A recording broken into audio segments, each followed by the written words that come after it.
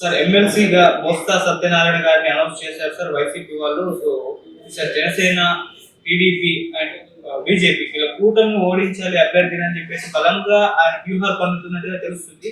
మరి బొత్స గారిని అనౌన్స్ చేయడం అనుకున్న అసలు అంటే అనౌన్స్ చేయడం అనుకున్న కారణం ఏంటి? ఆయన ఎందుకు ఆయన సీనియర్ నేత, అతను ఎమ్మెల్యే చేస్తారు, ఈసారి ఓడిపోయారు కూడా.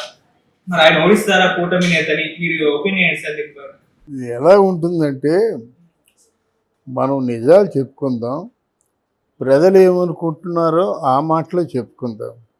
వాళ్ళ తాలూకు అంటే ఆ ఆలోచన విధానం ఆయన మానసిక పరిస్థితిని బట్టి ఉంటుందనడానికి ఈ బొత్సని ఎంపిక చేసుకోవడం ప్రత్యక్ష తార్కాణం. బొత్సకి తెలుగు రాదు, ఇంగ్లీషు రాదు, హిందీ రాదు, మాట్లాడితే అర్థం కాదు. ఆయన పెద్దల సభకి వెళ్ళి ఏం చేస్తారని ఎంపిక చేసుకుంటారండి? నాకు అర్థం కావడం లేదు. ముందు పెద్ద నాయకుడే, రాజశేఖర రెడ్డి గారి టైంలో నెంబర్ 2 ఆయన, కాదనలేము. ఇప్పుడు బ్రహ్మాండమైనటువంటి పోరాటంలో ఉన్నామని వాళ్ళు అనుకుంటున్నారు. అసలు పోరాటమే లేదు, మాకు 164, మీకేమో 11, మీకు మాకు పోరాటం ఏమని వీళ్ళు అనుకుంటున్నారు. ఆయన మేకపోతు గాంభీర్యం ప్రదర్శిస్తూ మిమ్మల్ని తొక్కేస్తాం, మేము ముంచేస్తాం, మిమ్మల్ని ఏదో అనుకుంటున్నారు అన్నమాట. అందులో ఇది కొత్తగా తెలిసిన న్యూస్ అంటే బొత్స నా అంతా నాకు బొత్స ఒప్పుకోడు.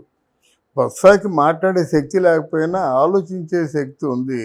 ఎక్స్ప్రెషన్ లేకపోయినప్పటికి కూడా ఇంటెలిజెన్స్ ఉంది కనుక ఏమో మరి ఎంతవరకు ఇది సాధ్యాసాధ్యాలు రేపు మనం చెప్పుకోగలుగుతాం, మనం చూడగలుగుతాం. కానీ బొత్స దీనికి ఒప్పుకోడు.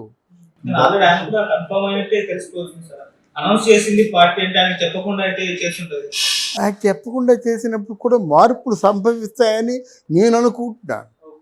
ఒకవేళ వెళ్ళినా ప్రయోజనం లేదు ఇక్కడ. ఎందుకంటే అంత గట్టిగా చెప్తున్నాను, బొత్సకి అక్కడున్న వ్యాపారాలు, ల్యాండ్స్, లావాదేవీలు ఇవి చాలు చూసుకోవడానికి. వాళ్ళ కుటుంబం అంతా చూసుకుంటారు. మరి ఎలాగ ఎంపిక చేసి ఇక్కడ పెట్టిందో, పెడదాం అనుకుందో, కన్ఫర్మ్ చేసిందో అది కాలమే నిర్ణయించాలి. ఇకపోతే బొత్సకి కూడా గ్యారంటీ లేదు. ఆయన మీద కూడా అవినీతికి సంబంధించిన కేసులు ఉన్నాయి, వాటి మీద కూడా విచారణ జరిపిస్తున్నారు. అంటే పెద్ద మొత్తంలో అవినీతి చేసిన వ్యక్తుల్లో బొత్స కూడా ముందు వరుసలోనే ఉంటారు. మరి దేనికి పంపిస్తారు వీళ్ళంతా? పంపకాలు ఏమిటి? పదవులు పంచుకున్నట్టుగానా? వీళ్ళు నేరాలను పంచుకున్నారు, అవినీతిని పంచుకున్నారు. దాని మీద ప్రభుత్వం ఉంటుంది, అది దర్యాప్తు చేస్తుంది, కేసులు పెడుతుంది, జైల్లో తోస్తుంది అనే విషయం వీళ్ళకి జ్ఞాపకం రాదా?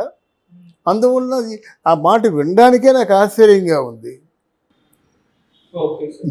అలాగే సార్ బొత్స గారికి లాస్ట్ ఎలక్షన్స్ ఎమ్మెల్సీ ఎలక్షన్స్ కూడా అనుకున్నారు. మరి అందుకోసం జగన్మోహన్ రెడ్డి గారు ఇప్పుడు ఇక్కడ పోటీ చేపిస్తే తర్వాత ఎమ్మెల్యే ఏదైనా వేరే వాళ్ళకి అంటే ఒక ఛాన్స్ ఇద్దామని చూస్తున్నట్టుగా వార్తలు అయితే వినిపిస్తున్నాయి. అది కరెక్ట్, అది తెలివైన ఆలోచన. బొత్స గారిని అక్కడ ఉన్నటువంటి సంబంధిత సొంత పార్టీలో ఉన్న ఎమ్మెల్యే ఆయన తప్పుకొని ఆ స్థానంలో బొత్స గారి నుంచి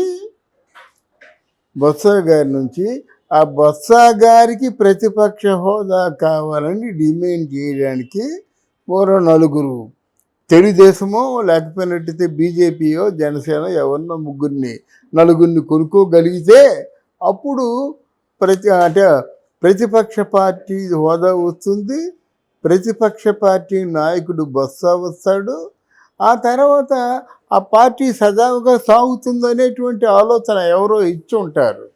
అది కరెక్టు. ఎందుకంటే ప్రతిపక్ష నాయకుడిగా అసెంబ్లీలో తను కూర్చోలేడు జగన్మోహన్ రెడ్డి, అవమానాలు భరించలేడు. దానికి ఏం చేయాలి? అంతకంటే సీనియర్ నాయకుడు అంటే ఏమిటి? చంద్రబాబు నాయుడుతో ఈక్వల్గా ఉన్నటువంటి వైఎస్ఆర్ కాంగ్రెస్ పార్టీలో ఉన్న నాయకుడు బొత్స. ఆ రీప్లేస్మెంట్ జరిగితే ఇది తెలివైన ఆలోచనే. తర్వాత వీళ్ళు ఏం చేస్తారంటే అనునిత్యం కూడా మీ మీడియా పనిచేస్తూ ఉంటుందండి. అక్కడ చంద్రబాబు నాయుడు గారు ఏ మంచి పని చేయనీయండి, దాని మీద కౌంటర్లు వేస్తూనే ఉంటారు. వీళ్ళు చంద్రబాబు నాయుడు గారి పార్టీలో అంటే ఈ కూటమిలో ఉన్నటువంటి పెద్ద బలహీనత ఏమిటంటే, ఒక్క విశాఖపట్నం పార్టీలో ఇన్ని వేల కోట్ల అవినీతి జరిగిందని చెప్తున్నారు. దాన్ని వాల్ పోస్టర్లు వేసేయండి, పబ్లిక్ పంపించేసేయండి. సినిమా థియేటర్లో మామూలుగా అంతకుముందు ట్రైల్ పార్టీలు వేస్తారు కదా, అలా వేయండి. సెన్సార్ సర్టిఫికేట్తో మీ ప్రభుత్వం చేసినటువంటి అభివృద్ధి కానీ కూటమి సభ్యులకి డైరెక్ట్గా చెప్తున్నాను. మీ ప్రచారం ఏముంది, మీలో మీరు పొంగిపోతే ఏముంది? ఇన్ని వేల కోట్ల అవినీతి జరిగిందని ఆ ప్లేసెస్తో రిలివెంట్గా అభివృద్ధిని రెండింటిని కూడా అనౌన్స్ చేసినట్టు ప్రజలు తెలుసుకుంటారు కదండి. అదేది ఉండదు. 36 మందిని చంపారంటే ఇంతవరకు ఎవరిని చంపారని ఆ మీడియా వాళ్ళు ప్రశ్నించారు. కానీ ఈ వేళల్లో ఒకడైనా గట్టిగా ప్రశ్నించాడా? ఈ మధ్యకాలంలో జనసేన పార్టీ పవన్ కళ్యాణ్ గారు గౌతమ్ బుద్ధుడు అయిపోయాడు. అప్పుడు ఎంతైతే ఫోర్స్తూ మాట్లాడాడో ఎస్ మేము ఉన్నాము అని మాట్లాడడానికి అయిన దమ్ముడు చాలవా? ఎందుకైనా జనంలోకి వచ్చింది? ప్రత్యర్థులు బాధ పెట్టొద్దు, వాళ్ళు హింస పెట్టొద్దు. మీరు హింస పడతారా? 3 పిల్లలని మొత్తం దేశ విదేశాల్లో కూడా చాటింపేశారే పవన్ కళ్యాణ్ గారికి. పౌరుషం రాలేదా? నువ్వు మంచి చేస్తున్నావు, మంచి చేయమని మేము చెప్తున్నావు. అందువల్ల వీళ్ళు అసమర్థులైనట్టయితే వాళ్ళు అలా పేటరైపోతారు.